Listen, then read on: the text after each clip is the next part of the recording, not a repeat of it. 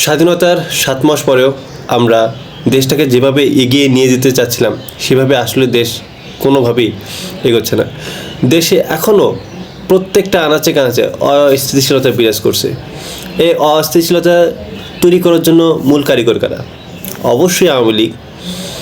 আপনারা দেখলেই বুঝতে পারবেন যে আওয়ামী লীগের নেতাকর্মীরা যারা সরাসরি গণহত্যার সাথে জড়িত, এরা এখনও বুক ফুলে ঘুরে বেড়াচ্ছে। এদের বিরুদ্ধে আইন শৃঙ্খলা বাহিনী কোনো পদক্ষেপ গ্রহণ করতেছে না। যারা দেশে আছে তারা তো বুক ফুলে ঘুরে বেড়াচ্ছে, আর যারা বিদেশে পালিয়ে গেছে তারা তো ওপেনলি বিভিন্নভাবে কথাবার্তা বলতেছে। তারা আবার আন্দোলন নামবে, আবার সংগ্রাম করবে, আবার একত্রিত হবে এই আওয়ামী লীগ।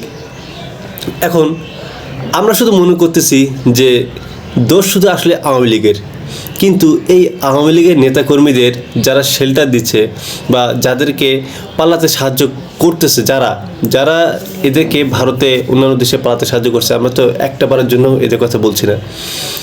এই দেখুন দেশের রাষ্ট্রপতিকে চুপ্পু, এই চুপ্পু এর পা থেকে মাথা পর্যন্ত প্রত্যেকটা পশমে শুধু বঙ্গবন্ধু বঙ্গবন্ধু বঙ্গবন্ধু, আওয়ামী লীগ প্রীতি। একটা রাষ্ট্রপতি তার এত ক্ষমতাধর, সে যদি আওয়ামী লীগ প্রীতি হয় তাহলে আপনি কিভাবে এদের বিচার করবেন? এরপর সেনাপ্রধান, আরে বাংলাদেশের প্রত্যেকটা সেনাপ্রধান থেকে শুরু করে যত বাহিনীর প্রধান সবগুলো ভারতের প্রেসক্রিপশনে তৈরি হয়, নিয়োগ দেওয়া হয়।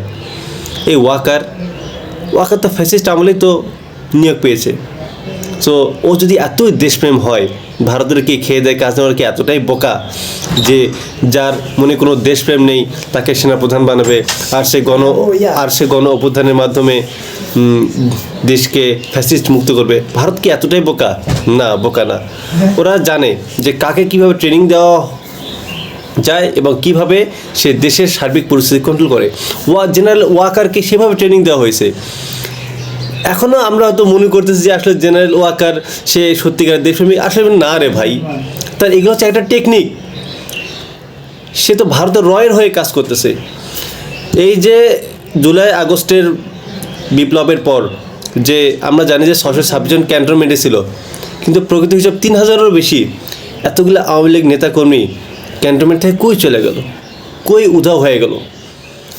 জুলাই বিপ্লবের পরেও 3 মাস পর্যন্ত কাদের এই দেশে ছিল, পালালো কিভাবে? যাদেরই মাধ্যমে পালানো হোক তাদের বিরুদ্ধে এখনও আইনি প্রক্রিয়া হলো না কেন? কিভাবে তারা এখনও ওপেনলি ঘুরে বেড়ায়? এই দায়ভার কে নেবে? আবার যাদেরকে ধরা হয়েছে জনগণকে মূলা দেখানোর জন্য, এই যে আমরা ধরে আনছি, তো ওদেরকে আবার জেলখানার খাবার না, বাড়ি থেকে 5 স্টার হোটেলে রান্না করা খাবার তাদের খাওয়ানো হচ্ছে। তাদেরকে যেখানে রাখা হয়েছে সেখানে কি এসি সিস্টেম অনেক সুন্দরভাবে, আবার কারারক্ষী যারা ওদেরকে দেখাশোনা করে তারা তো সবাই তো ফ্যাসিস্ট আমলের নিয়োগপ্রাপ্ত। সো আপনি কীভাবে মনে করেন যে যারা আসলে বন্দি অবস্থা, যারা কয়েদি হিসাবে আছে, তো তারা খুব কষ্টের মধ্যে আছে? তারা কষ্টের মধ্যে নেই, তাদের কাছে প্রত্যেকটা দিনই ঈদের মতো। যারা এই দেশে আছে, যারা বন্দি অবস্থায় আছে, যারা ভারতে পালিয়ে আছে, আওয়ামী লীগের নেতাকর্মীরা সবাই ভালো আছে, কারোর মধ্যে কোনো পরিবর্তন নেই, কোনো অনুতপ্ত নেই। আমাদের কাছে শুধু আওয়ামী লীগই খারাপ হয়ে গেছে। কিন্তু এই আওয়ামী লীগের যে পান্ডারা, রাষ্ট্রপতি ওয়াকার আর আসিফ গং, আসিফ গং এটা প্রথম আলো ডেইলি স্টার প্রোডাক্ট, এদের বিষয়ে আসলে আমরা কেউ কথা বলি না। আমরা তো সবাই অনেক সুশীল। আমাদের সারজিৎ, হাসনাত এরাও কথা বলে না। ছাত্র উপদেষ্টারা তারাও তো এখন ওই তো আন্ডার দ্য টেবল টাকা পয়সা লেনদেন ভালোই কামাচ্ছে। কেউ নাকি আবার এমন উপদেষ্টা, ছাত্র উপদেষ্টা, সে তার বাবাকে চাঁদাবাজির জন্যেও ব্যবহার করতেছে, এবং তারা এই মর্মের টাকা তুলতেছে যে তার নতুন একটা দল গঠন করবে, এই জন্য টাকা। ভাবা যায় এদের লজ্জা আছে? এই ছাত্র উপদেষ্টাদের লজ্জা আছে? বিডিআর পিলখানা হত্যাকাণ্ড, যে এত বছর ধরে আন্দোলন সংগ্রাম চলতেছে, মানলাম ফ্যাসিস্টের আমলের জন্য তখন হয়নি, এখন 7 মাস হয়ে গেছে স্বাধীনতার। ডক্টর আসিফ নজরুলের সময় হয় না, ছাত্র উপদেষ্টাদের টাইম হয় না যে তাদের সাথে এসে কথা বলবে, তাদেরকে আশ্বাস দেবে, কারণ তার নিজেরা আসলে চায় না। এরা আসলে সবাই টাকার কাছে বিক্রি হয়ে গেছে। ছাত্র উপদেষ্টা সহ আসিফ নজরুলের সবাই টাকার কাছে বিক্রি। এরপর অন্যান্য উপদেষ্টা তাদের কথা নাই বা বললাম, এগুলো সবাই তো আওয়ামী লীগের এদের প্রতি। ডক্টর ইউনূসকে নিয়ে আসলে বলার কিছু নেই, তিনি একার কোন দিকে সামলাবেন। কিন্তু সবচেয়ে মেইন যে জিনিসটা হচ্ছে, আমরা ছাত্ররা একবার চাইলাম কি যে রাষ্ট্রপতিকে অপসারণ করা হোক। আমরা কি আন্দোলন করলাম, পুলিশ আমাদের হটিয়ে দিল। কিন্তু এই রাষ্ট্রপতিকে অপসারণ না করার জন্য সবচেয়ে বড় কলকাঠি নাড়ছে কে জানেন? এটা হচ্ছে বিএনপি। বিএনপি কখনোই চায়নি যে রাষ্ট্রপতি চুপ্পু অপসারণ হোক।